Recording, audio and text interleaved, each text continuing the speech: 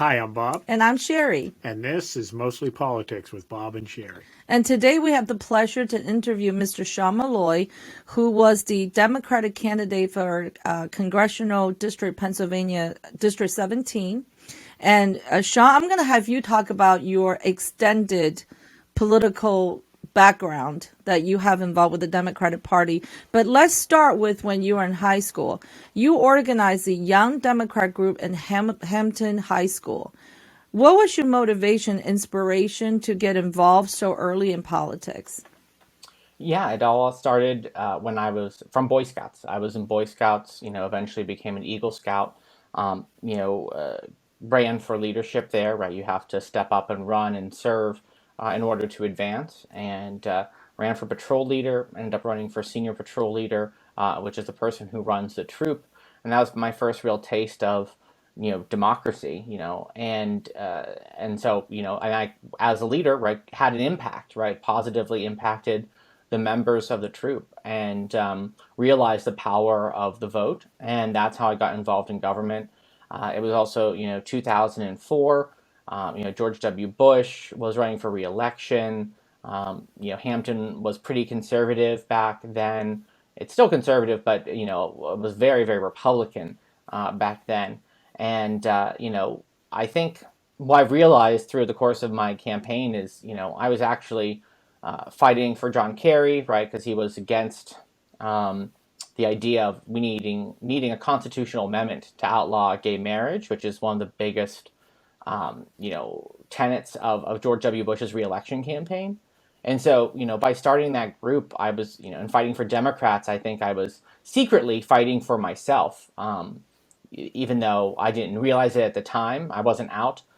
But fighting for, the Democratic Party was fighting against that bigotry that George W. Bush was running on. So when you formed that group, you say you're secretly fighting for yourself. You did at the time. Did you know you're gay but just didn't come out? Yeah, I never thought I was going to. The environment, I grew up Catholic right here in Western Pennsylvania. And, coming out, I never thought it was going to be an option. I wouldn't come out until college, later in college, and having lived, you know, having seen that out people can succeed in the world. And that was, but at the time in high school, I didn't think that it was possible. So when you come out, did you tell your high school friends and your parents, and how was that experience? Well, it's never easy. Some people have it easy. No one was really surprised, but it definitely is the hardest thing I've ever done. Right, and I've just ran for the U.S. Congress, but it was the hardest thing I ever did. But it's the best thing I ever did. And if there's one thing I can tell anyone who is listening, if you're not out, come out. We need you, and it is going to make your life so much better. The phrase "it gets better" is not just a phrase; it actually is true. It's not easy, that's for sure, but that is the best step I took, and that anyone can take towards not only fighting for LGBTQ equality, but for also their personal health and well-being.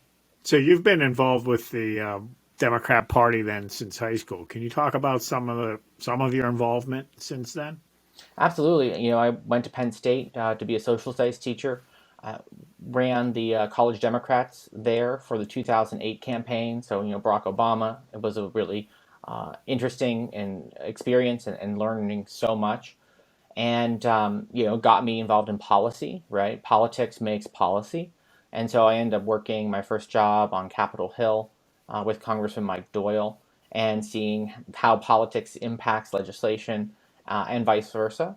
And kind of started off a career in advocacy and working through the Democratic Party. In our country, we've got two sides, whether we like it or not. We've got the Democrats, we've got the Republicans. The Democrats are the good guys most of the time.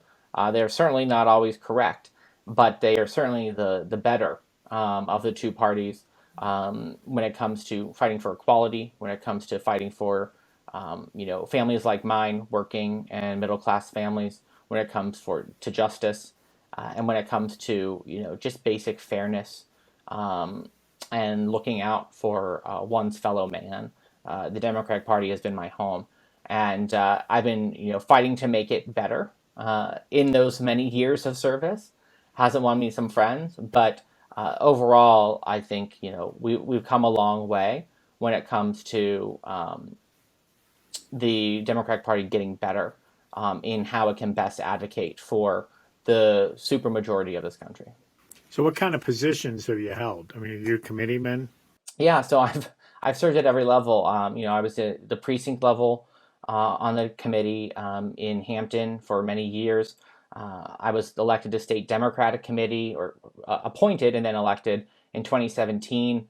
And then the state Democratic committee actually elected me to be a Democratic National Committee member, the first out LGBTQ person from Pennsylvania to do that, the first young person under the age of 35 to do that in the history of Pennsylvania's Democratic Party. And they did that into 2020. And so I still serve on the DNC, on the state committee, and the Allegheny County Democratic Committee. Can you describe the thought process or what led you to get involved in the congressional primary? Yeah, I mean, this being involved in politics, and policy, who gets elected is the person who has the voice to actually advocate, who helps set the agenda, who helps recruit, who gets the bullhorn to a large degree. And I saw a lot of amazing candidates be able to utilize those positions towards success in advocating for a progressive policy agenda, to help bring voices to government that I think are needed, working class voices, minority voices, and progressive voices who are wildly underrepresented in government. And, you know, seeing that megaphone be properly utilized is exactly why I ran.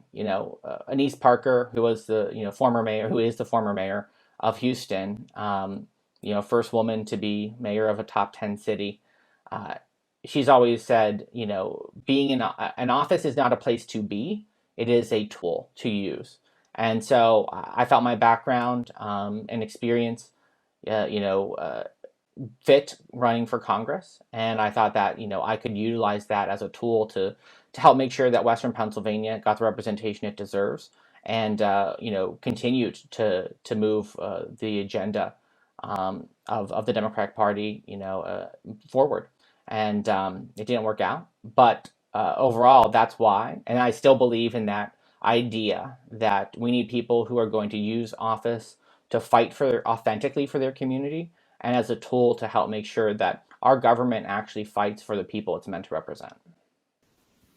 So, I know you have a stellar reputation among the Democrats in Allegheny County, and a lot of people of your supporter. Clearly, you have a long history of the credential politically in the party, and you work very hard to help a lot of candidates to get elected. How did you feel? I know how your supporters felt, but how did you feel when the Democratic Committee of Allegheny County endorsed another candidate? Well, obviously it hurt. It's a lot of people ask like, well, what's the point of being involved, right? If they're just going to turn their back on you. But at the same time, like I've been involved in the Democratic Party to help change the Democratic Party, right? To help make it a more inclusive place, to help make sure that it actually represents the diversity of the Democratic Party as it exists. And the Allegheny County Democratic Committee, right, when it made those votes, it didn't endorse any LGBTQ people in that entire election. It did not endorse any of the women incumbent legislators. It did not endorse any women of color. And that committee um, was largely, older white people who were able to show up between, the hours of, 10 and 2 on one Sunday, right? There were a ton of people who were not able to be there that day, right? There are a lot of people who just didn't show up to vote, right? They send out one note card. The USPS isn't what it used to be.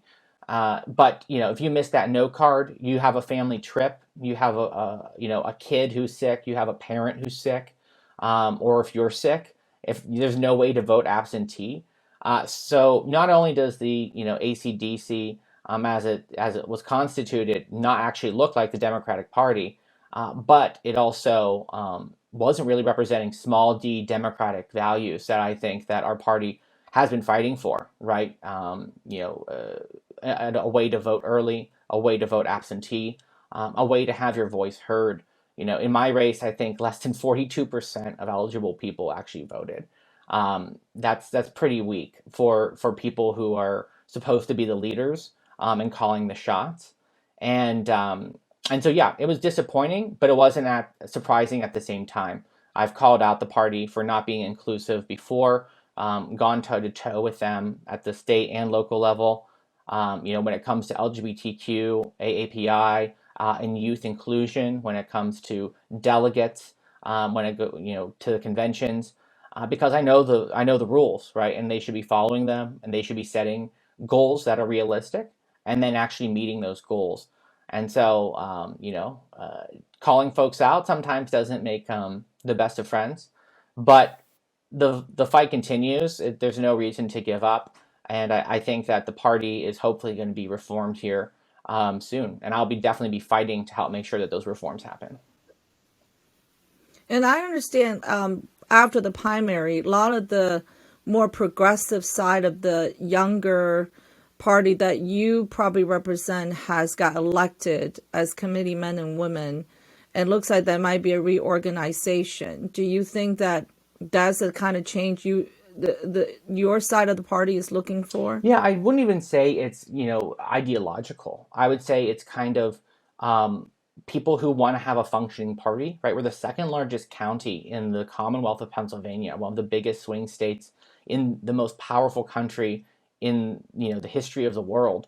You would think that we would have a party that regularly meets, that has leadership that is accessible, a robust strategy for helping make sure that we are recruiting people to run. We are supporting them when they run, not playing favorites. And so there's a lot of work that I think that just baseline um, changes to make it functional that really have nothing to do with ideology. I think that I hopefully are going to be happening. I think there's going to be discussions on how often do we meet, the endorsement process. Pennsylvania is one of the four states left in the entire United States that actually has a Democratic Party that can endorse. Whether or not that is actually helpful for small d democratic values, and for bringing people into the party and to support the party at a time when party identification is at the lowest it's ever been. Now, when you say party identification, it's interesting because what you said about the problem that exists in the Democrat side, we hear a lot of complaint on the Republican side as well, as far as the leadership concern. But I have a question: is that it seems to me the grassroots and the silent majority on the Democrat side, and younger members of Democrat Party like you, like Summer Lee, are very well organized and be able to push the Democratic Party further within their agenda. But on the Republican side, they're not doing as good of a job. Why do you think that is? Well, I think the Republican Party actually, the people who are trying to, the extremists, right, I would say on their side, have really moved the party really far right, even since when I was growing up, right? Newt Gingrich was a new, very conservative brand of Republican, right, that was running against the old guard. Now, Newt Gingrich's Republicanism, right, is moderate in the Republican Party.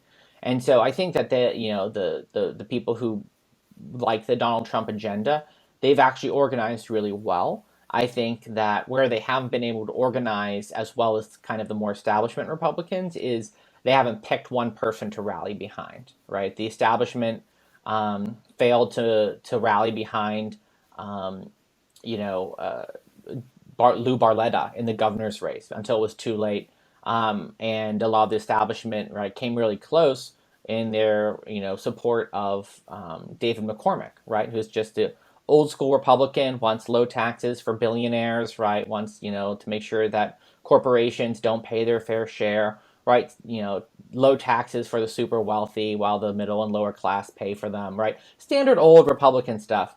Whereas, Mehmet Oz has, embraced this America First, racism and, belittling, of everything. And I think when it comes to actual policy that Republicans are pushing for from the local and state level, those right wing organizers have been really successful. When you look at schools, when you look at the courts, they are, whether you look at gerrymandering, right, and redistricting that just happened, they've had a lot of successes. And so I think that they are even better organized than the greater left, no matter what part of the spectrum of the Democratic Party you're in. I actually think that they're beating us, sadly. To the viewers, can you give us a definition? Because there's so many Democrats now, just like on the Republican side. So there's a blue dog Democrat, there's a Democrat socialist, there's a progressive, there's a liberal. Can you just give the viewers a little bit of definition of what all the terms and terminologies are about? Yeah, I think sometimes we get too caught up in labels. As someone identifies.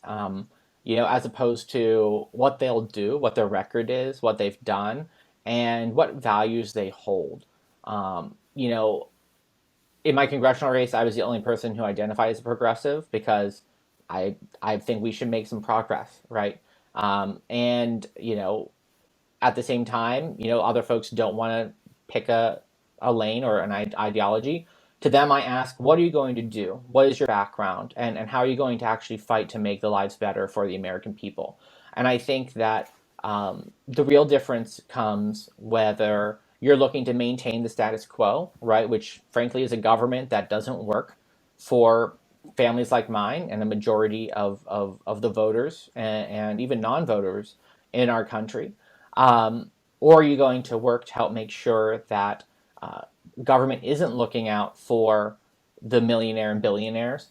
It's actually going to fight for what we need, right? We need health care for everyone in this country. We need to make sure that we have justice under the law. We need to make sure that we are having an education system that's preparing people for the 21st century and giving them economic opportunities no matter what they want to do after they graduate. Right now, we have a government that's largely, based around the idea of maintaining the status quo. A majority of Congress is millionaires. And, we're seeing that background doesn't invoke urgency. If you're able to, withstand inflation, high gas prices, right, prescription drug costs, there's no urgency for you to act on those things. And so I don't think it really matters what your label is. I think it matters what your background is and how urgently you think we should be acting. Our democracy is on the brink. I don't think anyone would disagree with that, Republican or Democrat. Our economy hasn't been serving the supermajority of the people who are the workers, who are people who need to be looking out for. The government needs to be looking out for. And I think it really comes down to, do you think government should be acting with urgency to help families like mine? And I think that's kind of, people try to ascribe labels, but I think that's really what we should be asking at this point in time. Do you think the government should be looking out for the people? And how urgently and how do you think it should be looking out for the people? What kinds of things do you think the government could do right now to help the working class, middle, lower income? Yeah, I mean, when it comes to negotiating for prescription drugs, like, this is one of the most common sense things I think that could happen. Consistently, I talk to people who are, struggling to just do that, whether they're on Medicare, whether they're not, whether they have health insurance or not. And the government can easily negotiate to help make sure the folks on Medicare have lower drug premiums. And that's something that Republicans have blocked, and even some moderate Democrats, or conservative Democrats have blocked. And to me, that's a common sense solution. And, even other common sense solutions, like having people pass a background check to buy an automatic weapon so that we can go grocery shopping, we can go to the gas station, we can actually go to malls, and our kids can go to schools. Those kind of common sense things aren't happening. And, I could go on and on, but if those baseline things aren't happening, we're never going to be able to talk about, with the same people, right, in office right now, we're not going to be able to talk about healthcare reform. We're not going to be able to talk about climate change. We're not going to be able to talk about a lot of these bigger issues if we can't agree on some of the stuff that so many people in this country would agree. Republican, Democrat, Independent. LGBTQ rights, same thing across the board. People can't believe that it's not the law of the land that I shouldn't be fired because of who I love. I shouldn't, I can still be kicked out of my home uh, because of who I love. Um, People across the board don't think that's right. Congress can't even get that done. And so that's why you see the frustration, I think, in so many people. Even the most baseline common sense things aren't happening. I came from another country, so I look at everybody here as Americans, and I'm an immigrant now. But when I first came to United States, it seems like the Democrat and Republican are able to work together. But as you said, on the Republican side, they say, oh, the Democrat, the progressive, are the bad person. And then on the Democrat side, they say the Republicans are the bad people. But when you talk to both sides, sometimes they are concerned about the same thing. They're concerned about the inflation, the supply chain issue. They want their children to be safe at school. So what do you think is the solution for both sides to come together, actually have a dialogue? Do you think that whoever that's in the legislature right now, whether it's Republican or Democrat, they're keeping the country divided so they can be in power, and then that way they can reap the most benefit? Yeah, I think that's exactly it. I think that there's a level of extremism, especially from the right wing, that is, about maintaining power at all costs. And I think that the reason why they want power at all costs is to make sure that government is, basically fighting for the super wealthy, the top 1%, right, the biggest corporations, to make sure that those folks continue to call the shots, maintain that status quo, not negotiating on these things, and then lying to the American people to try to get them to support them. I think that's the underlining um, motivation of the right wing. It always has been. Now they're just using more and more extreme rhetoric to make sure that it happens, and they're weeding out the folks who have any sort of um,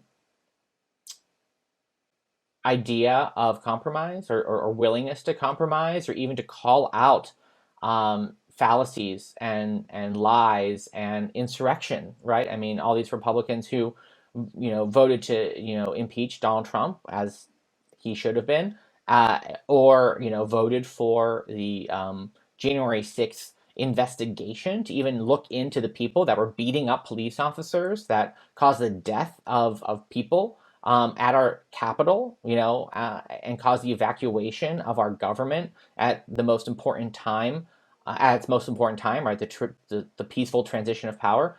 The right wing extremists are routing them out, and saying, no, you can't even talk about the truth. If you do, we're going to beat you out. So it's really hard to negotiate with people who are that out of touch with reality. But at the same time, on the left, right, there is um, uh, an all or nothing approach as well. And I was there for when the Affordable Care Act passed. Right, I was working on Capitol Hill. Congressman Mike Doyle really helped make that happen. He brought folks into the room to talk to Barack Obama to say, how do we get this done? And the first bill that passed the House of Representatives, right, it had a public option. It had a bunch of other great ideas in it. And the bill that came back from the Senate was much more watered down, but it was still an improvement. And we were able to pass it um, with just Democratic votes, sadly. Um, but we were able to get something done. Some folks don't even want us to do something if it isn't 100%. And if you look at history, right, if you look at the past, if you're only looking to get 100% of something, you're going to get nothing. And, sometimes compromise has become a dirty word, but because we're not compromising, we're not getting anything done. And I ran a campaign against extremism in my primary, and it resonated with a lot of people, not enough. But I think that we really need to fight right wing extremism, which is costing us our democracy, and also make sure that we are putting people in government who are going to be fighting to get things done that actually work for the people the government's meant to represent. What do you think about Nancy Pelosi and Chuck Schumer? They have been in Congress for many, many years on the Democrat side, and they're very wealthy too. Do you think there should be a term limit for these people?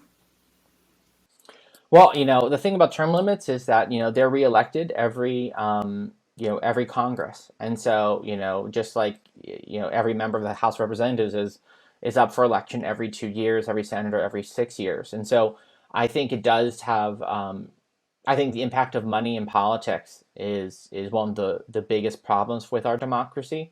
I faced this, right? Ran against a wealthy opponent, was outraised. Money talks. You're able to get out a message, whether it's true or not, if you've got the money. And the top two placers in the Republican primary for Senate this year, Mehmet Oz and Dave McCormick, they're the two multi-millionaires or billionaires who were running ads, both positive and negative, for 4 months. They were able to spend, tens and I think over hundreds of millions of dollars.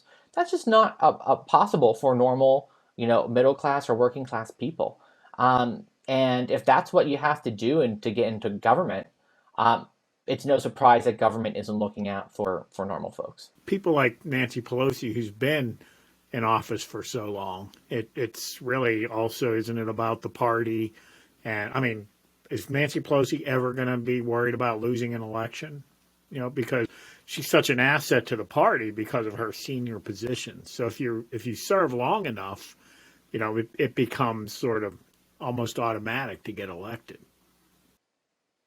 Right, and you build up that war chest, right? That's the reason why so many incumbents don't face challengers, right? Because they have a war chest of millions of dollars that if you tried to even start raising day one after the November election for the next, re-election, it's going to be really hard for you to do that unless you are also a really wealthy person. I think that continues to be wrong, right? I think everyone should have an equal playing field. I think that we should be talking about what we've done, what we will do, and not let people rest on their laurels or the largesse of their campaign accounts. And also, yeah, I just want to make a comment because in China, the president, Xi Jinping, he can declare him being the president for life. So when I first came to the state, the president can only run for 2 terms, and after that, they're out. And I was very surprised that is not part of the requirement for senators or congressmen, that you can only run so many terms, and after that, you cannot run anymore. So I'm just saying that as an observation. Yeah, I think, some people ask me about term limits, right? And I've worked with a lot of other elected officials. Um, you know, the arguments for term limits are you get new blood in there no matter what. The arguments, against term limits is the lobbyists are the only people who have institutional knowledge, right? But at the same time, people say lobbyists are the only people really doing anything now anyway, right? And it's the number one job after people are in office is they go become lobbyists. So, you know, I, I don't know where we'll be. Like I said, something as big as term limits, right? That's going to be a constitutional amendment. We can't even get, folks to talk about negotiating prescription drug prices. So a constitutional amendment is probably pretty far off for any issue, right? And Citizens United would be the number one issue I think I'd push for. In addition to a national right to privacy, formally codifying that in the Constitution. But we're really far off from having a Congress that will do that anytime soon. So earlier you mentioned that you work for the LGBTQ Victory Fund, and then mainly is to get a lot of pro-choice candidates elected. So when you say pro-choice, that have something to do with the abortion that's been talking about, or does that have something to do with you should be able to choose who you love, for the LGBTQ community? Yeah, so no, pro-choice in the reproductive sense, and that's Victory Fund's been around for over 30 years and been working to help get LGBTQ people elected, across the country, right? People like Mayor Anise Parker in Houston, Mayor Lori Lightfoot in Chicago right now, Tammy Baldwin, Senator from Washington, I mean, not from Wisconsin, Barney Frank, Victory wasn't around for when he first got elected, but basically an LGBTQ elected official in the United States probably had interaction with LGBTQ Victory Fund at some point. And now there's over 1,000 LGBTQ people elected in the United States. That's an all-time high, but still not where it needs to be. But one of the things that when Victory was founded over 30 years ago was the basic tenet of a belief in the right to privacy as it's enshrined in the US Constitution. So when they were founded, that was talking about prescription drugs and access to healthcare, right? And privacy between you and your doctor, whether when it came to HIV, right, and AIDS, and getting access to medications, or talking to your doctor about access to an abortion. That's all enshrined in the idea of the right to privacy, as is contraception, as is sodomy laws. And so, since our founding in over 30 years ago, we've dealt with the health access questions. We've dealt with the sodomy laws, right? Lawrence v. Texas, in marriage, even in Obergefell. One of the areas that was still very contentious is around the right to reproductive freedom and bodily autonomy. And that's really where the support of the candidates who believe in that. That's where Victory Fund, make sure that they're going to fight for LGBTQ equality and that right to privacy and bodily autonomy, because that is essential to fighting for true LGBTQ equality, making sure the government is not in our bedrooms, and making our medical decisions for our doctors.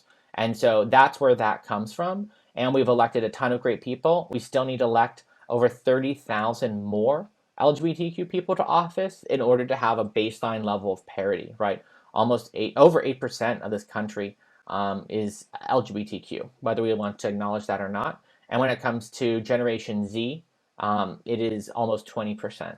And Generation Z is making up more and more of our population every day. And so we've got to do a lot of work fast. We just broke, after the 2020 election, over 1,000 people being elected for the first time. But like I said, we've got a long, long way to go. I'm excited that I'll be going back to Victory to help continue this work. Certainly, as the right to choose, right, the right to privacy is under attack, we are going to need even more champions at the state and local level to help make sure that those baseline protections are enshrined in law. Why do you think that more and more people in Generation Z are identifying as LGBTQ community?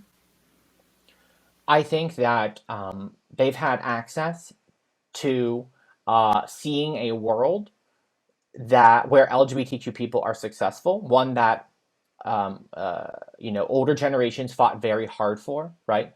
The people who were at Stonewall, the people who were fighting for open service in the government, right, in the 50s, the people who were fighting for marriage, and then access, to technologies that allow them to see LGBTQ people running for office, to see them being successful in acting and in government and in the corporate world, right? That is something that I didn't have and older generations didn't have. And so I think that if we actually are talking, I think that it's probably almost 20% of the populace is actually probably on the LGBTQ spectrum. They just didn't want to identify that way or come out in that way. A majority of that 20% are people who identify as bisexual or pansexual, right? They find attraction to more than one type of person. And that's, I think, where some people are, but they just never had the ability or wherewithal to come out. I think that this generation says, well, no, I have the ability to come out and be true to who I really am. And they're doing it. And I think that that's really exciting, because that's why I think so that's a society I hope is successful, where people can be who they are, love who they want, and live the life that they deserve. and not be under constant attack for doing so from people who they don't even know.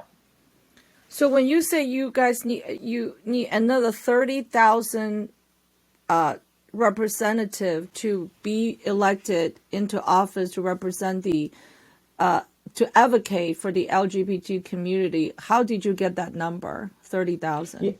Yeah, so folks can go to outforamerica.org, and you can actually see every out LGBTQ elected official in the United States.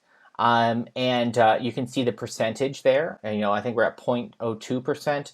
And if we need to get to almost 8%, if you're looking at the amount of elected offices in the United States of America, 35,000 is about what we need more to get to that 8% of elected offices.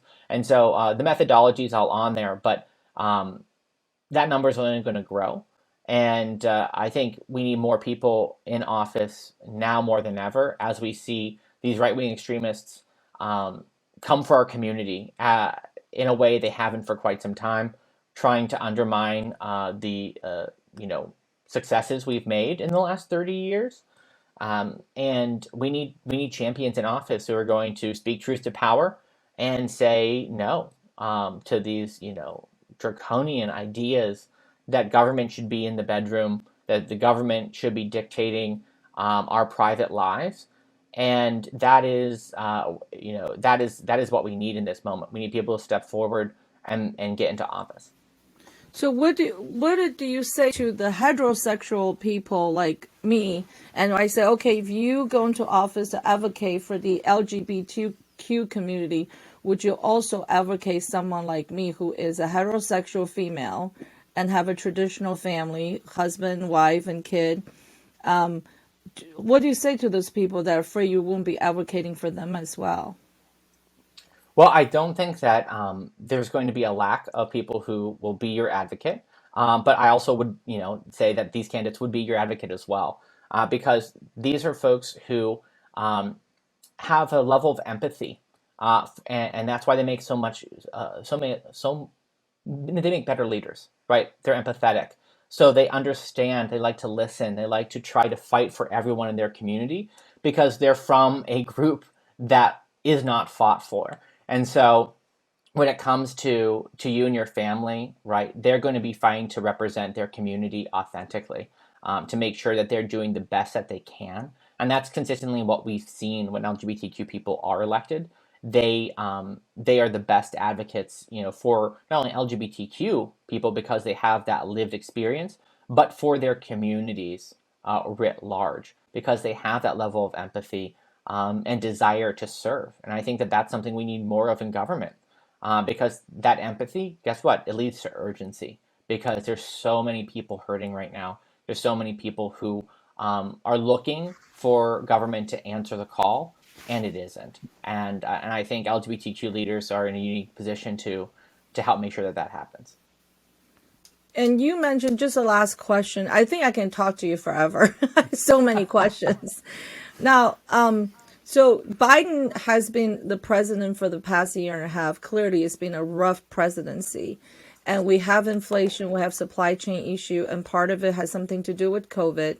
But his approval rating is not that great. And we clearly have so many problems, even with the border, people, migrants rushing in. So what do you think? What do you tell the folks and what are your thoughts on the Biden administration right now that as we're experiencing this economic, my understanding, when I was listening to Bloomberg the other day, they said it could be an economic tsunami. Well, I'll say this, we are in a much better position than we were under Donald Trump. COVID is much more under control. The economy is on the rebound, right? Record job numbers as the economy recovers. But yeah, it has not been an easy go. And part of it has been that Republicans do not want to help compromise on anything that is a common sense solution, whether it's gun safety, whether it's climate, whether it is prescription drugs, whether it's healthcare. A lot of the things that this administration has done has been purely with Democratic votes and very few Republicans. And so, I think the alternative is much scarier, but I can see why people are frustrated, right? Democrats have full control of government, and we have folks that are blocking us from actually getting a lot of what people voted for us to do. And I think that that's why it's so important that people are paying attention in primaries, that people are paying attention to what their elected officials are doing, because when there's only less than 10 votes that are going to matter, whether a bill passes or not in the U.S. House, and one vote makes the difference in the U.S. Senate, who those people are really matters. And I think that's the importance of these primaries, to help make sure that people are paying attention to see who's actually going to be there for them when it gets tough. And I think we don't have enough people who are there for us in this moment. And that's leading to, sadly, some bad numbers for this president. I also think we need to be much more aggressive when it comes to calling out this right wing extremism. Right? They want to privatize Social Security and Medicare. They want to give even more tax cuts to the people who are making more money than anyone has in the history of the world. And they want to do so on the backs of people who are making the same amount of wages that they made in the 90s and in the 80s, right? While CEOs and super wealthy are making more than they ever have before off the work of those people. That's why people are frustrated, because that's not changing. And people were frustrated when they voted for Donald Trump, thinking that that would be different. This has to do with government not working for people, for working for the super wealthy. I think that that's going to continue to be the issue until we make sure that we actually have a government that reflects the people again. So, what's your future plan? You're going to be running for office again? We'll see. Like I said, I think there's a lot of needed reforms in the Democratic Party that I'll be fighting for. I don't think the endorsement serves our party well. I think we need to be making sure that the full diversity of our electorate is included in the party. And we need to be making sure that we are electing authentic leaders. And that's something that I'll be happy to do at LGBTQ Victory Fund again. Making sure that we have a great year for those folks to help make sure that number increases. And then we'll have to see, what happens down the line. A lot of people have asked me a lot of things, but it's very early on, and we've got a long road ahead of us. So, continuing to make a positive difference, to make progress, that's my goal. And however I can best do that, I will. Well, thank you so much. Do you have Thanks, any Sean. questions? No. This was great. We're over a little. Yeah, we're over, but I can talk to you forever. You got to come back again when you go back to the Victory Fund. Okay, excellent. Happy to. Yeah, there's a lot to talk about there too. But thanks so much for having me. I really appreciate it, and have a great day.